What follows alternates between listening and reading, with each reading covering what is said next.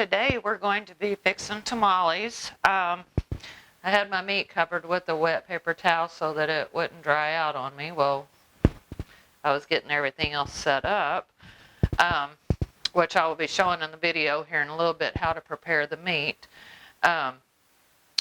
Today our ingredients, we're going to be working with, we've got some roast, which you can use just about any cut of meat that you want. Then I cooked it in the crock pot with a few ingredients with onion, garlic, and beef bouillon, and cooked it overnight. And then shredded it this morning and then chopped it all up so that it's ready to go in the chili sauce that we'll be making. We've got 3 different kinds of dehydrated chilies that we're going to be working with and preparing the chili sauce. And you can use pretty much whatever kind of peppers you want, what kind of chilies you want. The dehydrated ones, you find it over in the produce sections at most grocery stores.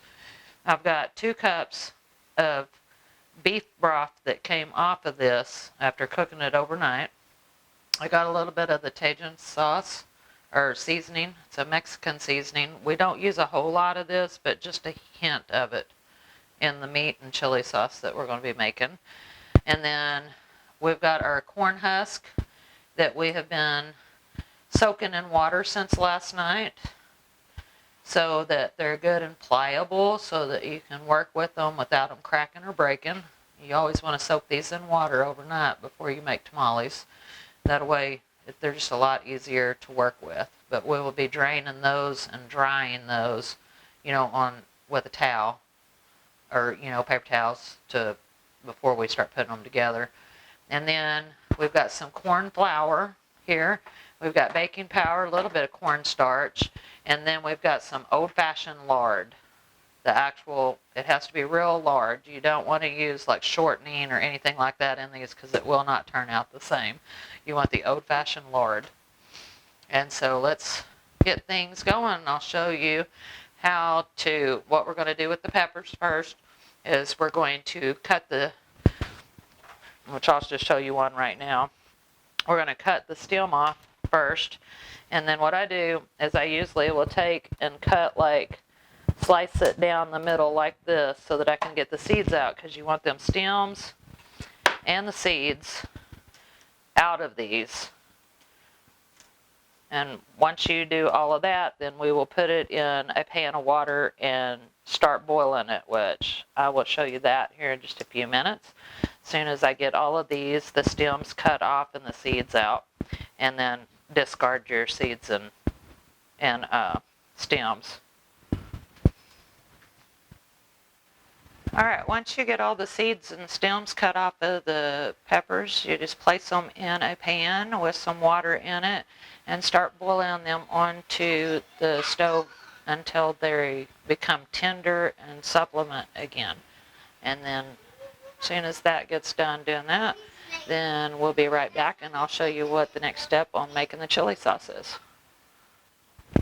Okay, now while our peppers are starting to boil on the stove, we're going to go ahead and prepare our corn flour for the tamales right now so that it'll have a chance while we're making the chili sauce. The dough can be setting and resting for a while.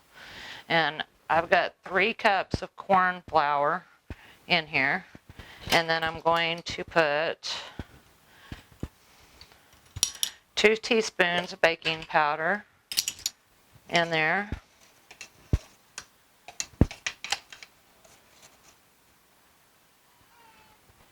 One, 2. And then I'm going to put 2 tablespoons of cornstarch in there. It just helps it be a little bit softer.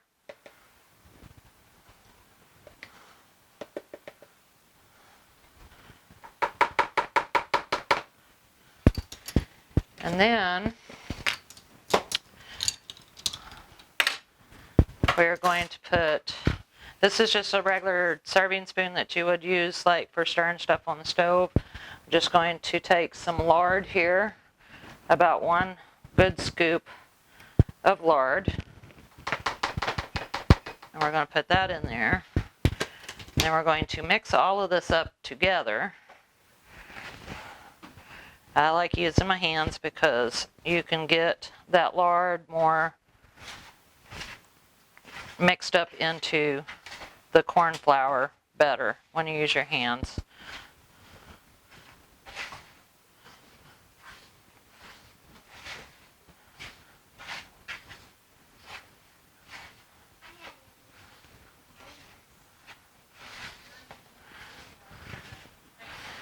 You want to break all of that all up together.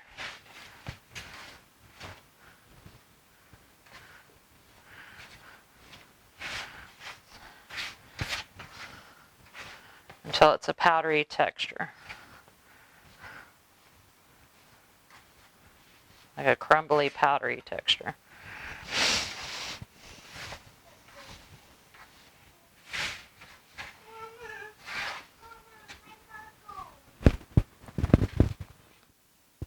Now next I added about a tablespoon of salt in here, so I'm going to give that a little mix first before we put our beef broth in there.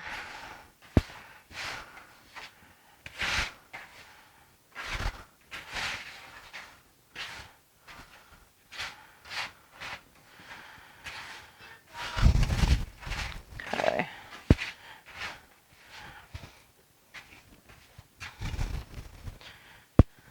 Now we're going to add about 1 cup of this beef broth to this. This is the broth that's came off of the meat that we cooked overnight in the crock pot.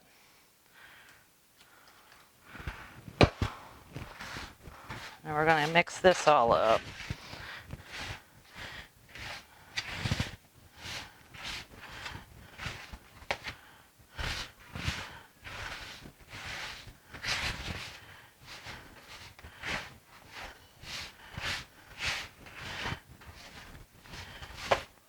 Once you get that real crumbly,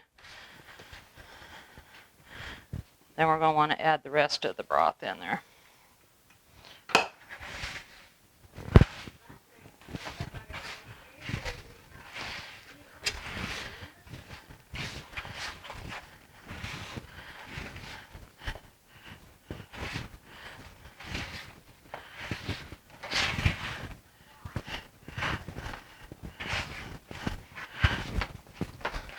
You just want to kind of knead the dough so that it's not real sticky. Just a little bit here.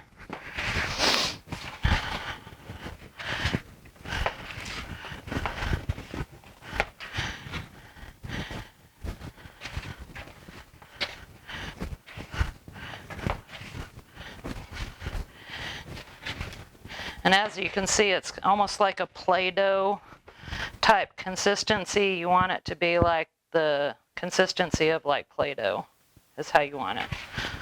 But you want to knead it enough though that it's not like sticking all to your hands real bad like it was at the first one where you first started mixing it.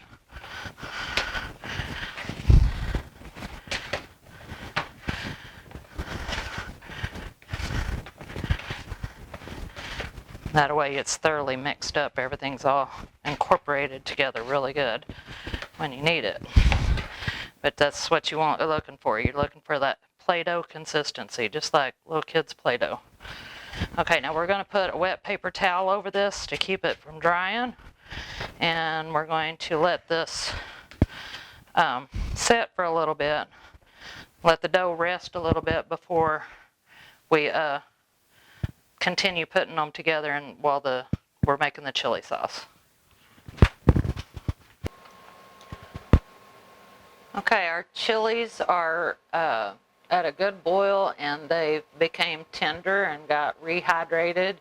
So we're going to take those and put them, just the chilies themselves, not the water, but we're going to put just the chilies themselves over into the food processor, and I will meet you over at the food processor here in just a second.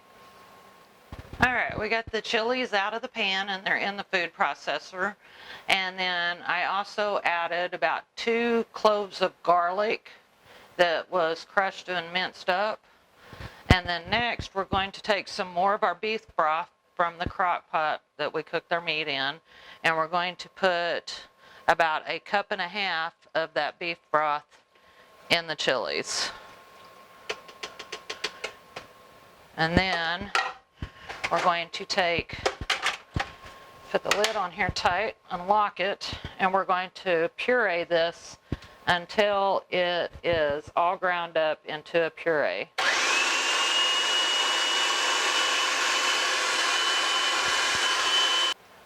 Now, once we get it all pureed in the food processor, we're going to put it on in the pan on a high heat, and I'm going to pour this over in there. Now, if you don't have a food processor, or all you have is a mixer and it does not ground it down to puree state, then you'll have to strain this to get any large chunks out of it. But it should be like a thick chili sauce in here. This is the state that you want it to be. We got it ground down pretty darn good. Now, once you get that in the pan, then you want to add your meat to it that you've shredded and diced up, that you cooked overnight. And then we're going to cook this to a simmer. And once we get it to a simmer, then we'll be right back here in just a little bit. Okay, and we just want to heat this up a little bit, just kind of incorporate the flavors together. I'm going to take a little bit of my Cajun seasoning and put it in there as well.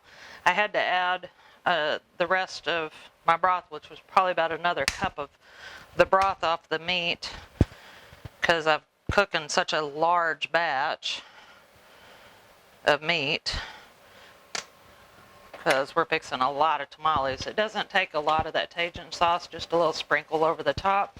Mix it up, and then let this warm up and come to a simmer. Just a mild simmer. You don't want to cook it very long, because we're going to be using it to put it into the tamales here in just shortly.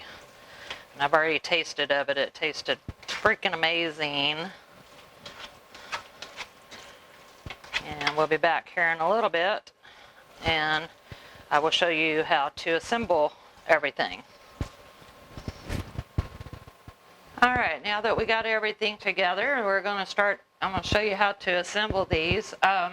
My corn flour, I had to add about another cup of warm water to it, because after it was setting for a little bit, the corn has a tendency of swelling and absorbing the water.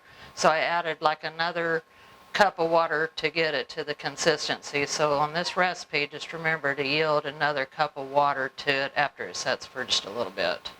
Alright, so let's start putting these together. Take our wet paper towel off the top of this here. I replace part of it. And then what we're going to do is we're going to take our corn husk that has been, I soaked these overnight, and then I had them sitting over there in a towel after I drained them.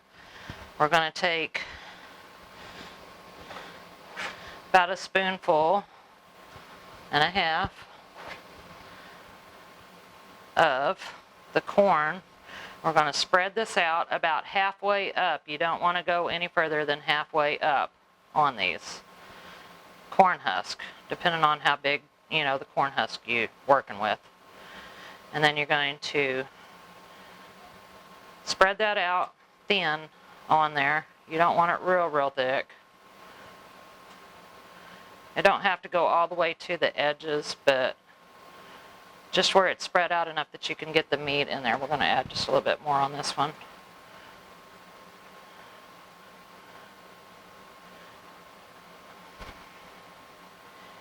You just don't want it too thick, or else you'll be overpowered with the cornmeal to the ratio of the meat. So once we get that spread out on there like this, Then we're going to take our meat mixture and we're going to put a little bit of meat right in the center, spread it out a little bit. That's probably going to be a little much, but it's going to be a meaty tamale, that's for sure. Okay, and then you bring your edges together like so, and then you just kind of roll it in there to roll the tamale up on the inside like so. Starts coming out the edge, just push it back up in there and roll towards the center of it. And once you get that done, you want to tuck one side and then roll it on in, and then fold your edge like this, and then set it on a tray and continue working until you get them all rolled up, all your tamales rolled up, and then I'll show you how we're going to steam them. We're going to set that aside. Alrighty, I pulled one of the tamales out of the steamer. It's been like about an hour for that many that was in there. The more tamales you put in the pan, if there's not enough air coming through, the longer it'll take for them to cook. But one way to test is to start rolling them out, and if it comes loose from the husk, then you know that we are done. And we are going to taste these now and see how good they are. You can see whenever you shred and cut up the meat, you can cut it without all your meat coming out of the inside. Let's taste this and see what we got.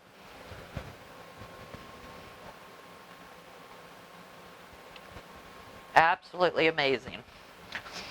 All right, all y'all have a good day, and I hope you enjoyed the recipe.